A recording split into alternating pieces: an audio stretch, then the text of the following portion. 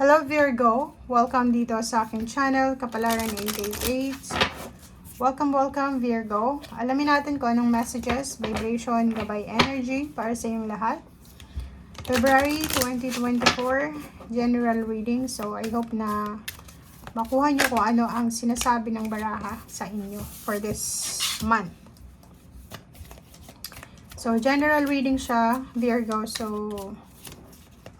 wag tayong masyadong mag-focus sa isang bagay lang, like love life lang. Parang if the reading is for money, money to. If the reading is for love, is love ito, kasi general siya. Okay, so yun, first two cards natin is number 20, 21, magkasunod lang siya. A blessing on a new venture, Virgo. A blessing to bring prosperity. So nakikita ko sir dito, may Virgo na magsisimula sa bagong trabaho. May Virgo na magte-travel. May Virgo na may minamanifest siya na goal sa buhay. Tingnan mo to. Para kasi itong Queen of Swords. Meron siyang target. It's either target na work, target na relationship, target na income. Siguro at the end of the year, gusto niyang makaipon ng ganitong karaming pera. Basta may target siya, may goal siya, may inspiration siya ngayon kung saan siya papunta. And sinasabi ng baraha kung ano man itong target mo sa ngayon, eto ay magdadala sa'yo ng sobrang prosperity and abundance. Okay, so depende yun sa'yo kung ano yung target mo. I-comment mo sa comment section kung ano yung pinaka goals mo ngayong 2024. Yung parang target natin. Ano ba yung gusto natin? Makapagpapayat, tumaba yung bank account, lumaki yung sweldo, magkaroon ng bagong trabaho, magkaroon ng anak. So, kung may mga goals kayo, so paki-comment sa comment section. So, yun, the sun celebration. So, nakikita natin dito guys na ano man daw ito na target mo sa ngayon, ituloy mo lang kasi magdadala to sa'yo ng positive result. Magdadala to sa'yo ng recognition, rewards, award. Kasi itong number 3, solar plexus chakra, para siyang the sun. So, sa huli yung galak, sa huli yung saya. 'Di ba? So, sa ngayon, if may mga, like magsisimula ka pa lang sa trabaho, may training, may kailangan kang pagdaanan ng mga struggles, diba? Trials. So, normal lang yan. Pero, after mong pagtagumpayan itong mga pinagdadaanan mo sa ngayon, masaya na, diba? So, number 5, ang iba sa inyo ngayon is, siguro may mga halong kaba, lalo na kung first time mong magtrabaho sa isang company, first time mo sa isang bansa, first time mong mag-business, syempre meron kang mga kaba. Diba? May mga takot. But, sinasabi ng baraha na kailangan nating i-overcome itong mga kinakatakutan natin. Kailangan nating ihanda ang ating sarili sa kung ano yung posibleng darating sa atin.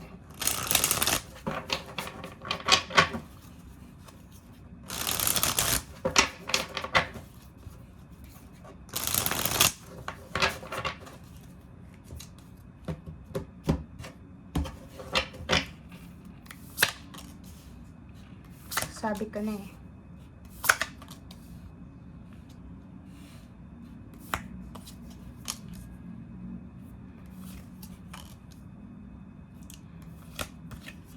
Virgo.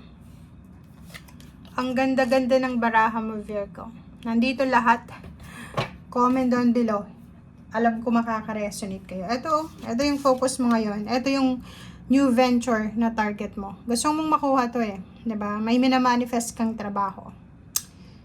Minamanifest kang financial success, financial prosperity. May minamanifest kang lugar, minamanifest kang bilhin, parang ganun. So, kailangan mong magtrabaho, kailangan mong mag-overtime dahil may gusto kang bilhin eh. Pwedeng gusto mong bumili ng sasakyan, bumili ng mga gadgets, or kung ano man to, makaipon ng pera. Number 5, 55, yon. Sabi ko sa'yo kanina, meron ditong wisdom. Meron kang mga regrets, meron kang din mga inaalala, may mga takot. Syempre, pag first time natin, training pa lang, takot na tayo, di ba? But, sinasabi ng brasser dito, every time na natatakot ka sa mga nakikita mong challenges or nararanasan mong trials, isipin mo yung obligation mo. Diba? Isipin mo yung mga panahon na walang-wala kang pera. Yung sobrang parang maiiyak ka dahil wala kang mapagkukunan ng pera. Wala kang mautangan, wala kang mahinga ng tulong, o pwedeng may mga nauutangan ka pero hindi ka na pinapautang kasi hindi ka na nakakabayad. Parang ganun dahil sa sobrang financial na problema. So dito, sinasabi ng bara sa'yo dito na ano man ito na pwedeng pagsubok or ano man itong mga pwedeng masalubong mong mga pagsubok, trials, papunta dito, along the way sa success mo, kailangan mo daw na tanggapin ito. Diba? Huwag nating iwasan, saluhin natin to. Diba? Kung may mga challenges, tribulations, trials, saluhin mo, diba? Harapin mo yung problema. Nakikita ko sir dito, pwedeng may nagtatrabaho na. Bagong trabaho to, diba? So, pwedeng first day ng February is first day mo din sa work. So, ang dami-dami mong isi-shoulder na baggages. Siyempre, first time mo dyan sa trabaho, or pwedeng first time sa relationship, or kung ano yung first time na to, mahihirapan ka talaga sa una. But, kung ano man itong paghihirap na nangyayari sa iyo ngayon, yan din yung sarap na dyan ka din makakakuha ng sarap ng buhay. So, like, kung nahihirapan ka ngayon sa trabaho, dyan sa trabaho yan, dyan din makakakuha ka ng success. Siguro sa simula pa lang yan, pero once na nakita mo na yung sahod mo, yung sweldo mo, worth it yung pagod, worth it yung mga pagpupuyat, 'di ba? So, dito sa barahan to, sinasabi na be positive, be hopeful.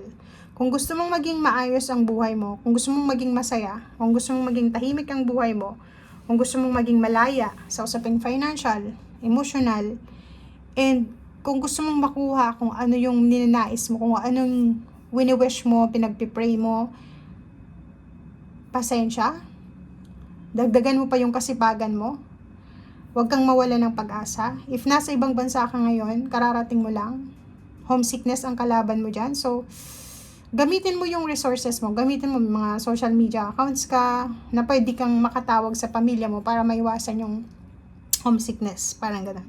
So, ang overall message sa'yo dito is, sa una lang mahirap yan. Okay? Once na na-overcome mo yung first step, medyo gagaan yung pakiramdam mo. So, wag na wag kang susuko sa buwan ng February. Okay? Thank you guys. Bye!